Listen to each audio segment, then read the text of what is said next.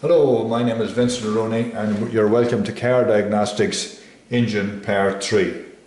If you want to see Parts 1 and Part 2, click the link below. Now today we're dealing with OBD2 and live data.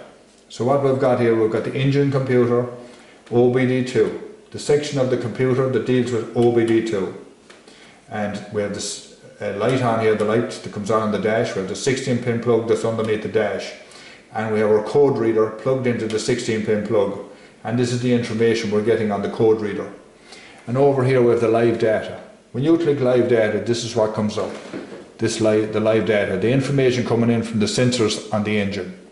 And the first up here we have the mass airflow sensor, which measures the air coming into the engine, and that's measured in grams per second. Throttle position sensor measures the position of the throttle valve in the engine, and that's measured in percentage. Engine coolant temperature sensor measures the temperature of the engine, and that's measured in degrees centigrade. Engine speed comes from the crankshaft sensor, and it's measured in RPM, revs per minute. ATS, air temperature sensor, measures the temperature of the air coming into the engine, and that's measured in degrees centigrade. O2 sensor measures the oxygen in the exhaust gases, and this gives you a voltage reading, and it fluctuates between 0.1 and 0.9 volts. MAP sensor measures the pressure in the inlet manifold, and that's measured in kilopascals. Accelerator pedal position sensor measures the position of the accelerator pedal, and that's measured in percentage. So there are all the readings coming in from the engine. So we're going back here to look at the information we're getting on our code reader. So the first thing I have here is the main code, which turns on the engine management light. Next we have a pending code, which doesn't turn on the engine management light.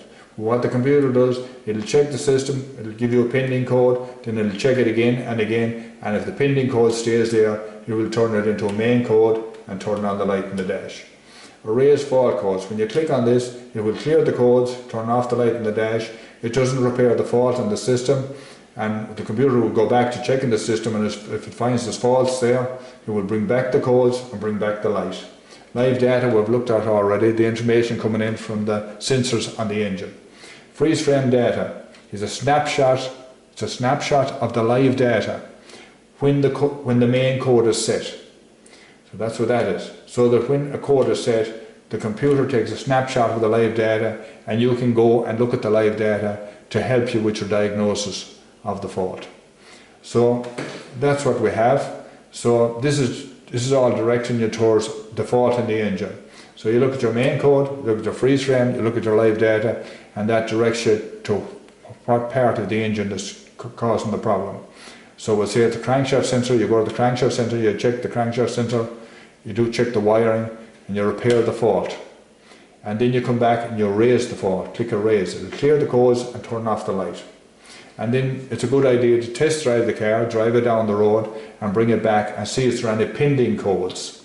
Now if you haven't the fault repaired properly, you may get a pending code. So that would tell you that you may not have it repaired properly, or there's another fault in the engine. So that's how it works. That's how it all works. I hope this helps you, and thank you for looking in.